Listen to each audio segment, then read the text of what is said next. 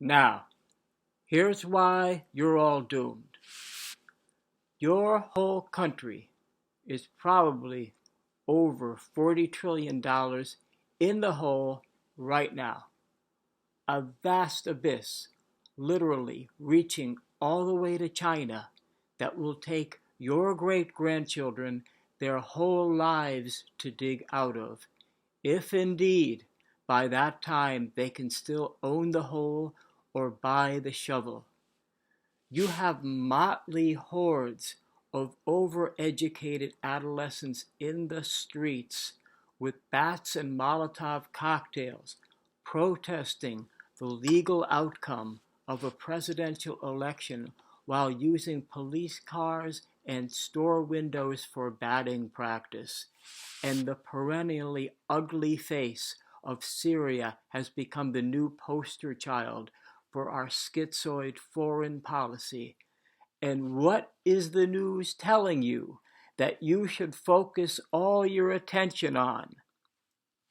Transgender bathrooms.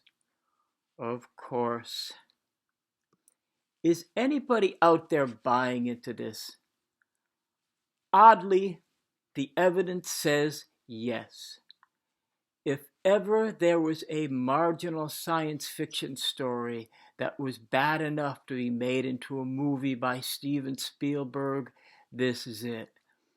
Leaving aside the weirdness of being asked to take this issue seriously, is there anyone in the country over 30 who in their wildest dreams ever considered that thousands of attorneys from coast to coast would be mobilized to decide for every citizen which bathroom they would need to use? Could you ever have imagined some freak on TV pronouncing in all seriousness that everyone in America could decide what sex they were at the spur of the moment and thus walk into any private area on the basis of an arbitrary declaration that, you can assume by context, was uttered by a person in the grip of profound mental instability? For anyone with daughters under 12 years old, this is a time for deep reflection. The government is putting members of your family at risk daily for the sake of a political agenda. For those of you with daughters over 12, it gets worse.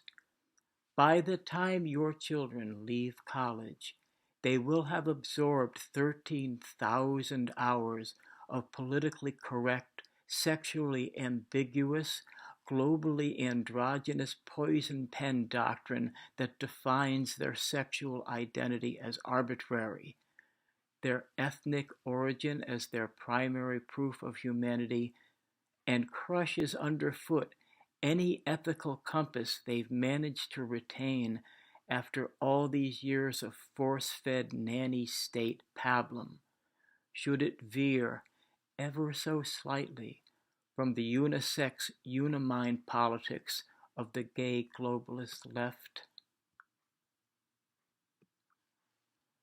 Left with a society bereft of actual girls and boys, thus men and women, thus traditional family structure, thus the underpinning of Republican representative government, where does that leave us as a functioning society? If I am a man with a wife and 2 children, can I really decide next Tuesday afternoon that I am in actuality a woman that has simply taken a while to come to grips with her true nature? Could Jane Fonda really have walked off the set of Barbarella in 1968 and decided that she was in fact a man who had simply not been thinking clearly? Could Jessica Alba really become Arnold Schwarzenegger next week just because she started rethinking her gender identity?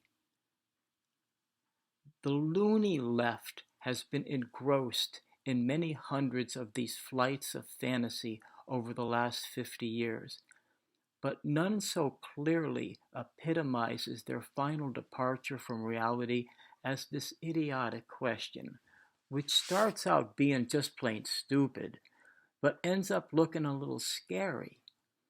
They are evidently making some headway with this idea that your sex is what you say it is on any given day. You wouldn't think that, even now, there was such a thing as a transgender, transvestite lobby, but there is. It took the place of the gay marriage lobby, which took the place of the civil union lobby, which took the place of the gay rights lobby, which was supposedly only looking to assure that homosexuals were not discriminated against in terms of gaining housing and employment.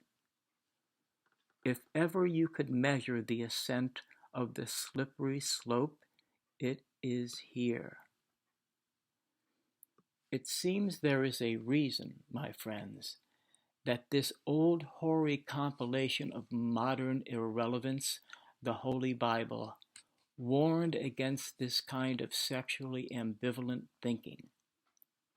Historically, it led first to psychological instability, then to physical disease, then to the destruction of the family unit, and then the whole society, lock, stock, and barrel.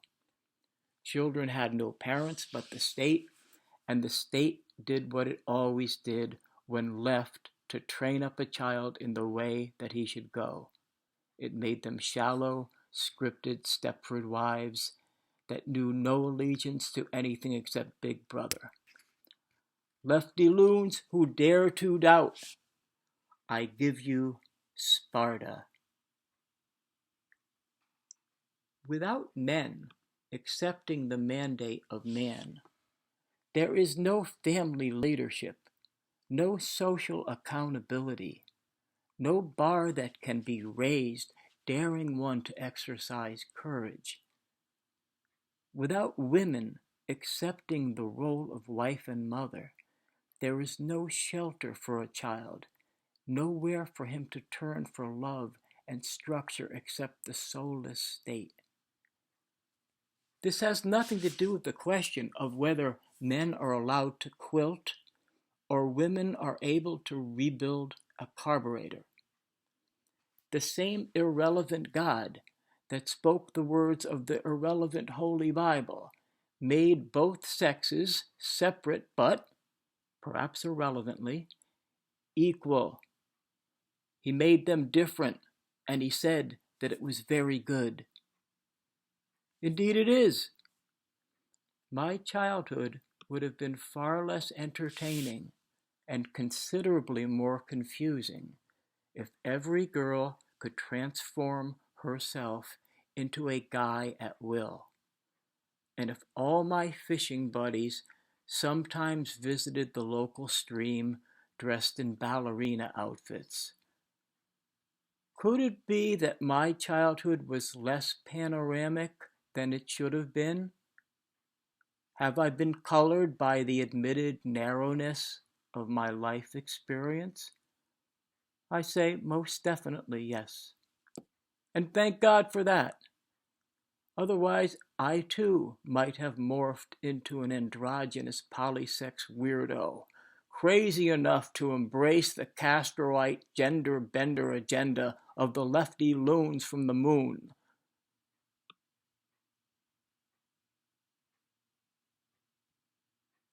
But I didn't, because I had a strong father who showed me clearly what a man was, and a loving and caring and endlessly supportive mother who left no doubt as to what role the nuclear family would play in my life and how little need I had for the federal government's intervention in my care, feeding, and conceptual development. If we had been plagued by a Senate Princess Chuck Schumer or a Governess Daniel Malloy back then, they would likely have had a difficult time convincing me that walking into a ladies' restroom would be a great path to popularity and career advancement. But clearly the last generation of our fathers and mothers have not allowed their voices nor their personal examples to rise above the background noise of the Barack Obamas and the tin pot dictators of the Ninth Circuit Court, who in their blind rage against the dictums of biology and reason have ignored 5,000 years of history to satisfy the multi-gender wingnuts of the progressive regressive party, the proud developers of the political reality distortion field, where truth is falsehood, war is peace, girls will be boys and boys will be girls.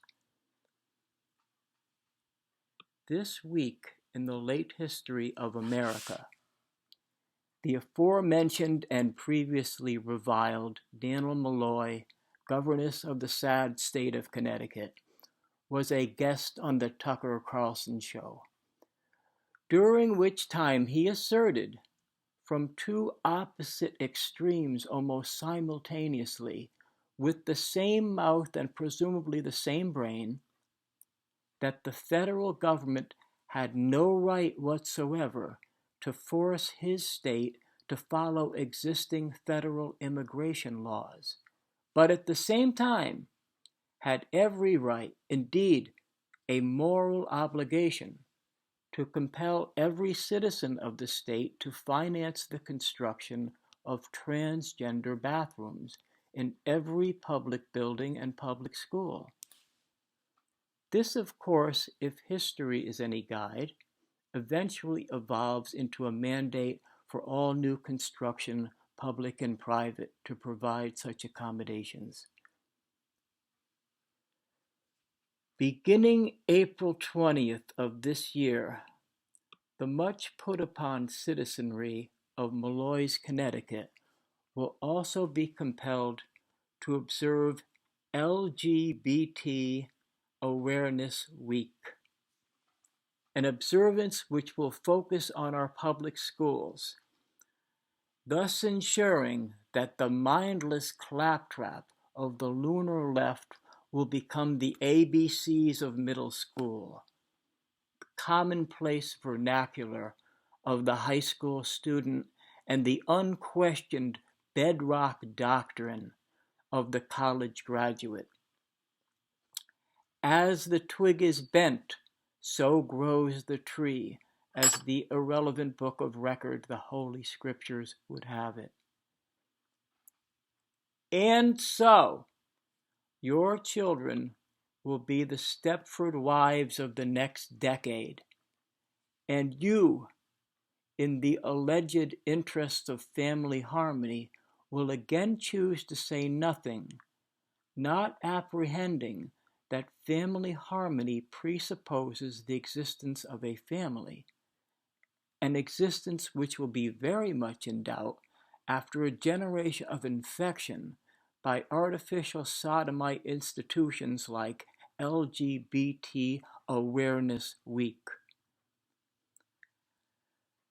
The Bolshevik moon units of the left will erect a generation of transgender latrines like the mafia construction companies of the 60s, cobbling together low-income housing, creating monuments to perversion that Gomorrah could only dimly imagine, and breeding grounds for the sexually inappropriate that the 2,000-year homosexual priesthood of the Holy Roman Empire could barely equal. And you, my silent sentinel, will count yourself lucky that your children escaped the public school system in as good a working order as they did, and found some semblance of love in fruitful but fleeting marriages that at least granted you grandchildren, while leaving their parents candidates for eternal therapy. In a universe where men are denied manhood by government fiat, and the role of women as mothers is routinely minimized by the party of feminazism and women's liberation, a liberation freeing all humankind from the bonds of sexual identity and familial love, leaving us colorless, amoral, and too weak to stand for anything. And that, my friend, is why you're all doomed. Have a nice day.